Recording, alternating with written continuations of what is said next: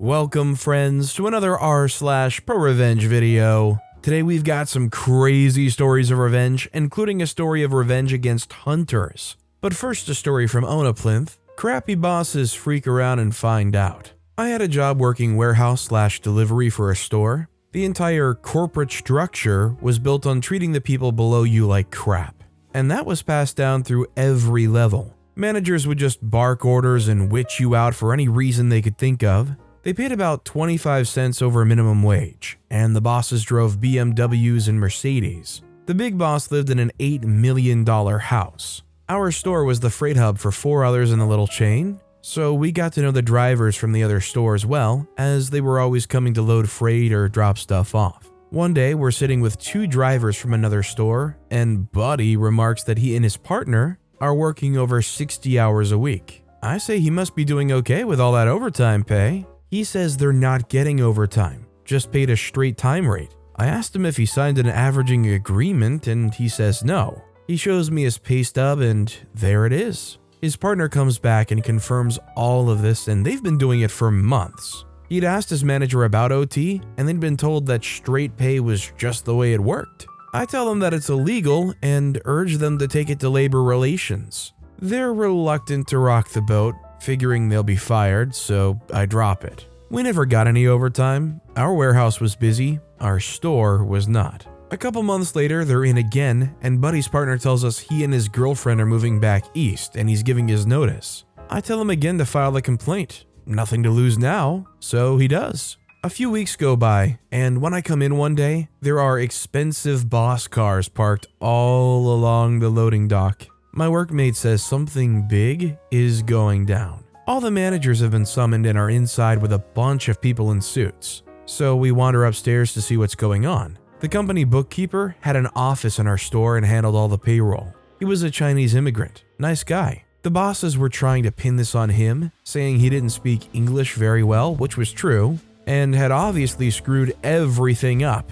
Turns out he was a pretty cagey guy. He knew what they'd told him to do was illegal and was able to produce all the records of him telling them that and of them telling him to basically just shut up and do it. He hands it all over and quits. I see Buddy with a new partner a few weeks later. He's got a pay stub for about 15 paychecks worth of earnings. The company got caught for all the overtime pay and a pretty substantial fine on top of that. Added bonus, the second in command had driven over a nail when he parked his silver BMW on the loading dock and had a flat when he came out of the store. He opened his trunk and called me over and said, "Change that for me." I told him sorry, that's not my job, and if I hurt myself, my compensation claim would be denied. As he went in to call a tow truck, I stood on the loading dock and gazed upon all the havoc I had wrought, and my heart was glad. If you witnessed a situation like this where these workers were clearly getting taken advantage of, but they seemed hesitant or afraid to report it, is that something that you as an outside party should feel like, maybe I should just go ahead and anonymously report it myself? Would that be the right thing to do, or should you just respect their wishes of not wanting to report it and let it go? Let me know what you guys think in the comments down below. Our next story is from Mikey Bonbon 1988, My Karen Neighbor Done Fed Up Update 2. I posted a few stories about my nutjob Karen neighbor on my profile. There are several, so yeah, I have several updates. First, my cross-country motorcycle trip with the crew got cut short because of an incident, what I'll go into detail about shortly. But first, the Karen update. So, they had a paramilitary hearing last week, and she was denied bail. The Crown had her psychologically assessed while she was sitting in prison. They had a plea hearing yesterday, and the Crown gave her an option. They said they would drop all the charges if she agreed to a minimum of 6-month stay in a psychiatric facility. Karen accepted, so minimum 6 months, and in all honesty, I believe that's a good outcome. She needs help. Even CJ, the guy whose arm she slashed, thought that's for the best. Now for the other update, why I cut the trip short. So my girlfriend Yu is mostly completely moved into our new home, and she was aware of this trip that had been planned for some time. She was cool with it. Yu was concerned for the kid. He's 19, Karen's kid, so she'd been dropping off plates of food, keeping her distance because Yu is a small woman and she wants to keep herself safe. Monday morning at about 2:30 a.m., she hears bang bang at the front door. She goes to see what's going on without opening the door, We have a camera intercom. The kid is out there half in tears asking to come in. You asked what's going on, and all he would say is he needs to come in, he needs to come in. She said no, if something's wrong, she can call the police for him. That's when he starts screaming he needs to come in now because he loves her. She was understandably scared, so she called me. She also called the police. I rode non-stop for 29 hours to get home. ICU called the cops. They came and forced their way into the house and wanted access to my security system. They wanted the hard drives. My best guess is that the footage makes them look bad and they want to get rid of it. They were in the house for a few hours demanding access to my safe where all my CCTV hard drives are. You doesn't have the combination for it. They left without even speaking to the kid. Now today, we're on our way to meet with the Citizens Investigation Unit to hand off the footage from Monday. But you's happy I'm home, and I'm glad we have some us time. She's taking the next week off, she has some PTO saved up, gonna take a semi-vacation up north. Just thought I'd give you all a little update on everything because there's been a bit of an inquiry on the topic. So OP had moved into a neighborhood recently and it turns out their neighbor was a Karen, the kind that always keeps watching you like a hawk. Things basically kept getting escalated to the point where Karen ended up slashing some guy's arm. And in a previous post, OP talked about hanging out with her son who seemed cool, but I guess the apple doesn't fall too far from the tree. And frankly, what they said about the police, I just wish you could say that it's like a surprising thing to hear that cops somewhere tried to do that. Our next story is from the soul of a sage. I parked my car in a petty way, per the request of my Karen neighbor. So last night, my mom and I were watching Sanford & Son. It's on Peacock now and it's one of our favorite shows. Anyways, it was about 9 p.m. when all of a sudden we heard several sharp bangs at our door. Not knocks, bangs. My mom and I look at each other like, who the heck is at the door this late? My stepdad, who's a large military guy, opens the door and it's the lady from next door. She starts off with, I'm sorry to bother you, but I just got back from church and I just wanted to let you know that I'm trying to sell my house for top dollar. Her words. And the realtor suggested that you move the Chevy Sonic that's in the backyard because it's keeping people from buying my house. That is my car. The reason we parked it back there is because our driveway is the size of a thumbnail and I work from home, so I don't drive much. My mom and stepdad park in the driveway so they can commute to work without us all having to play Tetris moving the cars when someone has to leave. It just makes sense. Additionally, we don't live in squalor. We keep our yard clean and the only things in our backyard were my car, two of my stepdad's hookup trailers which are parked neatly side by side, and his boat next to the house. Not wanting to get into an argument with the lady who insisted that the reason her house wasn't selling, she just put it up for sale 3 days ago, was because my car was parked in our backyard, my stepdad said we'll take care of it, and left it at that. I thought about it this morning and it bothered me a bit. I'd understand it if our yard looked like Sanford & Son's yard, but it doesn't. How is my car, which is clean and taken care of, aside from missing hubcaps explained further below, a selling point for your house? And the audacity of scaring us last night by banging on our door to bring this up rather than wait until daylight got under my skin. So as petty as it sounds, I came up with a plan to get back at neighbor Karen. I'll accommodate her request, but we'll do it my way. Just recently, I got my tires changed and they didn't put my hubcaps on correctly, so I'm missing 2 hubcaps on the sides of my car, and to be honest, that side does look junky without them. However, this is not apparent when it's parked in the backyard from the lady's house. All you see is the back of my car and nothing else. My mom had me pull my car into the driveway first so she could park behind me. I parked my car with the side that's missing the hubcaps facing this lady's house. She was outside this morning and when I got out of my car after parking it where she wanted me to, she shot me a dirty look. I'm a firm believer that you can't get your cake and eat it too. And if she wants to buy me new hubcaps so she can sell her house, then that's a win-win for both of us, right? I could understand why if somebody sees what they think is a junk car or an inoperable car in somebody's backyard, they might be a little bit more hesitant to move in because they feel like, oh, this must be a junky neighborhood. But I'm also kind of the opinion that that's their problem and not OP's problem. Does that make me a bad neighbor? I mean, I strongly believe that if you pay for a house and you have your own yard, as long as you're not breaking any rules, regulations, or laws where you live, you should be able to do just about whatever you want with it. Even if it was a junk car, you should be able to keep it in your backyard as long as where you live allows it. Our next story is from Cindy Wu. My ex called. My ex and I had a bad breakup. He cried mental issues, but he was actually cheating, so he had Richard issues. Anywho, haven't spoken to him in 2+ years. Let's keep it that way. However, most recently on his birthday, he drunk called me and left a voicemail while talking with a friend on the side, which sounded very intentional. By the way, the honor. Then I got a text with a girl and him, and the person who sent it to me yelled at me for getting back together. It was his new girlfriend, and apparently people in his circle nicknamed her Walmart. Anyhow, now that I've acquired his new phone number, I did only the best thing a Redditor would do. I put his number on every single spam, religious, adult entertainment, reoccurring spam text available to mankind. Fun fact, after the break, when I found out he actually cheated on me with Walmart, I take mental issues seriously, but it was a lie. I sent him 5 XL package glitter bombs in my favorite color. I hope I made you all proud. I've learned a lot for this small but petty life. So OP says apparently a Walmart person is a cheap yet only convenient version of the original items. They're basically saying that she's a great value girlfriend, which, let's be real, is a pretty good burn. This dude sounds like all kinds of petty, somebody that you shouldn't even get worked up or even want to think about. So them continuing to perpetuate stuff in your life, I say get your revenge and then get away from that. Our next story is from Disturbed Bliss. Dump me and use my camping gear with your ex?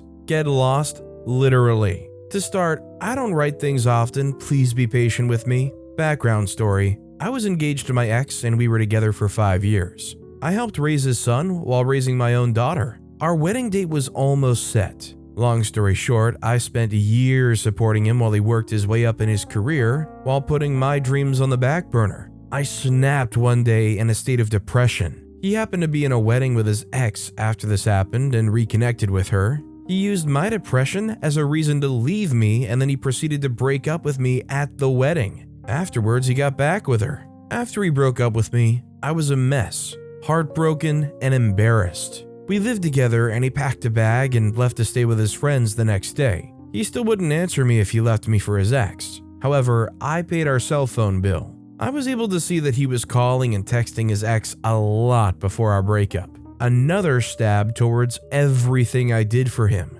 The revenge? He asked to stop by and asked to borrow some of my camping gear. He said he was taking his son. I said fine, but after he grabbed everything, I shortly found out he was meeting his ex to go camping. At first, I was pissed, demanded he pay to rent out my things to go camping, but then calmed down and wanted revenge. As I mentioned, I paid the phone bill, and one thing I could do was turn off our data. I knew his work schedule and knew he was heading to the campsite after he got off work. I waited until I knew he would be in his car and plugging in the address to the GPS. I waited about 20 minutes and turned off his data, meaning he would need Wi-Fi for his directions. I waited the 2 hours till I knew he would probably finally get there and turned it back on. The aftermath? After I turned it on and he was back there on Wi-Fi, he texted me asking if I paid the bill and that he'd had to stop at many gas stations on the way for directions. I played dumb and said that my phone had also been glitchy and I just had to turn it off and back on. He responded that that worked and his data was working again. It was a small payback, but at that moment, I had the biggest FU grin on my face for hours. And felt somewhat vindicated that his 30-minute drive took 2 hours. Also, demanded my gear back the next day, which I got. I guess more than anything, I'm impressed that OP continues to keep paying for it. I don't know if they've got some plan that keeping them on doesn't affect the price. You know, maybe it's one of those family plans where it's actually cheaper to have multiple people. Because beyond that, I don't know why you would even keep paying for it. Our next story is from Think Pink Hair. Want to cut in front of a semi-truck dangerously? Okay, hope you like waiting. I work in traffic control as a TCP. On day of working a grueling 10 to 12 hours on my feet, I see this truck coming up over the bypass bridge, and I make a call down to the radio asking to send it since we're single laning alternating. I'm told to hold the truck. Normally big trucks like 18-wheelers, I let roll through because it's like stopping a train. It's a good thing I did stop the truck. Out of nowhere, this lime green sports Subaru comes over the overpass, cuts off the truck, swerves back into the lane, nearly missing oncoming traffic. The truck laid down his horn and the guy flipped him the bird as he was coming closer to me. As he pulled up to me, he looked at me as if I had slashed his tires. I can't or don't remember what was said, but the lineup of cars behind me was long. So I had an idea. The cars behind the truck were getting up to 10 cars. This is dangerous because he could have hit me with his car. So when I got an all clear to send, I got close to the lime green snot ball and said, "Just wait a few minutes, the truck needs to go first," and waved the truck and 10 cars through. The look on this guy's face was priceless, like him trying to get somewhere fast was now just gone. The best part was I was only allowed to send 10 cars through each cycle. He had to wait until the next cycle before he could go. Another 10 minutes of waiting before he got to go. Nobody likes a line cutter, especially somebody that dangerously does so in traffic, so this guy more than deserved to sit there and think about what they did. Sadly, I think most people that end up being like this on the road probably aren't going to learn regardless. Oftentimes, God forbid, not until it forces them to. Our next story is by Confused AF Individual, Surprising Judgmental People. Background first, I live in a country where there are not a lot of people where I'm from, specifically, not a lot of people who have the same mother tongue as me. Also, I look like I'm from my country, but I don't typically look like I'm from my specific state. So people assume I don't speak or understand said language. So I was taking the metro back home. I was carrying a heavy bag, but I had to stand because there were no empty seats. I realized there was a young couple seated near me speaking in my mother tongue, so I was pretty delighted about it until I heard what they were saying. They were really loud and rudely judging everyone in my mother tongue. They even made a few comments about my tight green shirt. I'm from a rather conservative culture and I've seen this happen before. I've seen family members talk about people badly in our mother tongue in front of them because they're confident nobody around could understand them. And I've always gotten into fights about this with these relatives for it. I'd always lose the fight because I was a kid to them and they genuinely believed that this was something innocent. So here I was listening to this nonsense again, but this time as an adult in a foreign land. I didn't want to be abrasive and I was far too awkward and introverted to call them out to their face, but I was furious. I needed to be subtle. So I waited for a few more stops, continued listening to them talk and giggle some more, waited till the people next to them got up and left, and then I sat down a seat away from the wife. I turned to her and in our language asked her, "Can I put my bag here?" And they both went silent. Her husband's soul seemed to have left his body, and she turned red, became silent for a while, and then started small talk in a very demure way because she was shocked I could speak mother tongue. The husband couldn't look at me or say a word for the longest time, and when he finally did, he spoke like he was terrified of me. Finally, right before they got off the metro, she turned to him and whispered, "I didn't expect that," in our mother tongue, turned to me, said some pleasantries and left. I felt really accomplished that I finally got to get someone somewhere in the world to think twice before being mean, and I did it without ever being confrontational. I will never get enough hearing stories like this. I love the idea that somebody's sitting there all smug thinking, nobody can understand me, so I'm gonna talk bad about all these people. They think, oh, this person looks unsightly, or they don't like that person's hair, or like OP said in this situation, the tight green shirt. If I was in OP's shoes, I might go a little bit more on the nose and be like, personally, I think green is kind of my color. I think it looks really good on me, but sorry to hear you guys don't think so.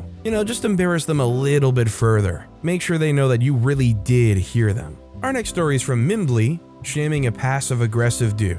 I'm 30-year-old female. My grandfather passed away a few days ago, and I was attending the funeral. I drove myself back home, but I needed to make a few stops to get the basics for the week.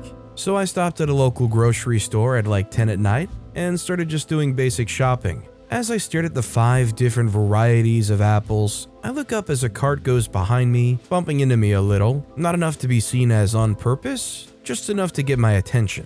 Standing before me is a man clearly in the early boomer category. I move to the side and mutter an, "Excuse me," thinking he would also like to stare at the ridiculous price of Honeycrisp apples. Nope, of course not. He looks at me for a bit too long before saying, "Nice dress. Bit early for Halloween though." You'd look better in color. Well, that's a new one. I've got chronic resting witch face, so I've gotten the "you should smile" comment a handful of times. I look him dead in the eyes with an exhausted expression that only someone who's been up since 4 a.m. to make a 4-hour drive for a funeral could have. I'll admit, I was too tired to even think that this was a clever retort. I was just being bluntly honest when I replied, I was just at a family member's funeral. He was silent for a bit too long, as if waiting for a punchline. He laughed awkwardly, and I continued to stare at him with a blank expression that Wednesday Addams would be proud of. Eventually, he muttered in,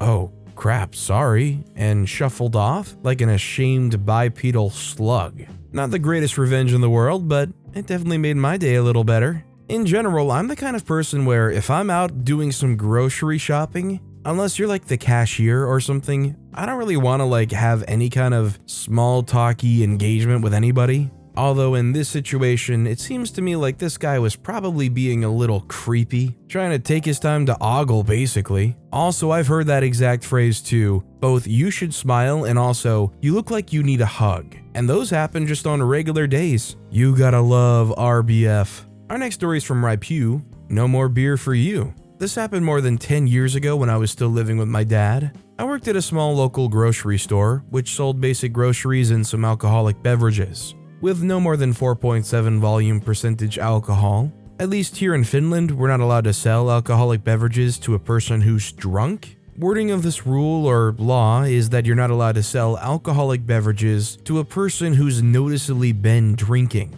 My dad had been drinking and I wasn't really a fan of it. I was a little mad at him at the time. He is very annoying when drunk. I went to work and later he came to buy beer. I refused to sell the beer to him and explained that I'm not allowed to sell it to him because he's drunk, as professionally as I could. He was drunk, but I think a person from outside of the family would not have really have noticed. But of course, I did and refused to sell the beer. That was one of the best moments when working at the store. He was surprised and maybe a little mad about it at first, but was able to laugh to it. He still remembers this and sometimes mentions it laughing, so no hard feelings between us due to this. I mean, honestly, let alone the fact that it's the law, I think you could say that this was just honestly looking out for your dad. I mean, I don't know if he had actually had, what you would consider to be too much. I mean, OP did say that they were drunk. Just in general, it's probably the right thing to morally step in and say, you probably don't need any more. This next story is from Cinema Bears. The job interview took a turn. A few years ago, I worked in management for a corporate office for a financial firm. Part of our duties included creating policies and procedures, as well as auditing the offices to ensure compliance of our policies and procedures. Some offices appreciated our efforts, while other relationships were adversarial. An assistant management position opened up in an office in my hometown, which was a lateral move with the same pay. I was viewed as extremely qualified since I was coming from a corporate manager position to an assistant manager in a smaller office. I was recommended for the job and received notice of an interview. I researched this office and discovered gaps in their data and prepared a detailed analysis on my findings. I was ready to sell myself and highlight my strengths, which were areas they desperately needed. I entered the interview and I discovered it was a panel of the director and a manager of another branch I just audited who did not like our findings and was quite adversarial. Each interview question I nailed, highlighting my expertise with data and how I've applied that to make improvements, hinting that I could do the same for their office. The director stopped me midway through and said, "Data? I don't need data. If I need data, I'll pull my own data." The manager on the phone snickered. I immediately saw this was a sham interview. The next question was, "Tell me about a time you told someone something they didn't want to hear. What was the outcome?" I thought about it and said, "Sure. Last week I had to call manager on the phone and tell her that she's been inappropriately waiving accountings, which violates our mission and puts customers at risk of fraud, waste, and abuse." Manager on phone, "I don't know the outcome yet. Have you finished up cleaning the 2,996 accountings?" The director was silent. The manager on the phone was silent. After about 30 seconds, she said, We've just started working on those and have a plan to have them finished over the next 6 months." I then turned to the director and said, In fact, I called your other assistant manager and had the same conversation with him. Your 2 offices were the only ones we found violating our mission with data integrity. I apologize, but I don't know if your office has yet cleaned up the 4,600 inappropriately waived accountings. The director's face was bright red. Yes, I remember he briefed me on that. We're working on it. I didn't get the job.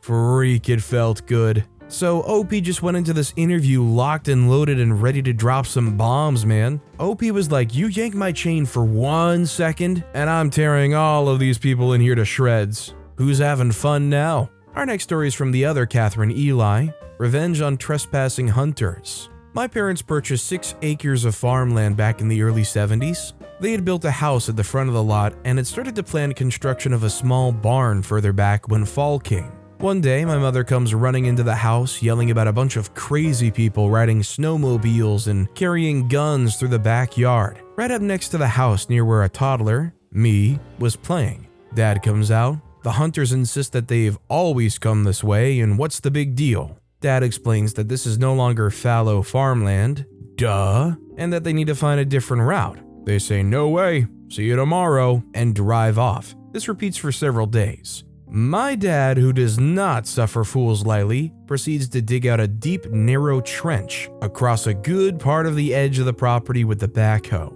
He then hauls every bit of the summer-ripened manure pile from his 4 dogs from the foot of the property to fill the trench. Dead leaves and a decent dusting of snow camouflage the hazard. The next morning, the snowmobilers come roaring over the property line and slam headfirst into the trench, leaving their snowmobiles vertical, well and truly stuck. Plus, of course, everyone and everything is covered in rotting dog poo. My dad stood by watching, coffee and his own trusty rifle in hand, while filthy, smelly snowmobiles were winched out of the trench by filthy, smelly snowmobilers. Unsurprisingly, the hunters did find a different way to their hunting grounds after that. Honestly, more than anything, I'm surprised that there isn't some kind of legal issue here, even though they were trespassing. I guess that's why it probably didn't go any further. Shoot, they probably weren't even licensed properly for the hunting they were gonna go do. They were frankly probably in a situation where they have no confidence in them getting out scot-free if they were to go forward with it. And our final story of the day is from an anonymous poster, Left His Debts Here, UK. I bought my home 3.5 years ago from a couple who were divorcing due to the husband's philandering. He hasn't registered his new address with his credit card, car loan, outdated council tax, unpaid bills, etc. So I've had multiple collections agents banging on my door looking for him. He must owe thousands by now. The collection agents have been aggressive with me, threatening and trying to enter by force and take my car to pay his debts. I've never even met the guy. He hasn't updated his address with the DVLA, DMV equivalent, so he also has 2 separate letters from the police, I guess for motoring offenses, which will render his car insurance invalid if he hasn't declared them. UK law says I can't open his post, so I have to wait until the collection agents come to the door before I can deal with anything. But I always allow them a couple of visits because they'll charge him extra for each time they come to the door, plus extra charges for all the warning letters. So his debts are just going up and up.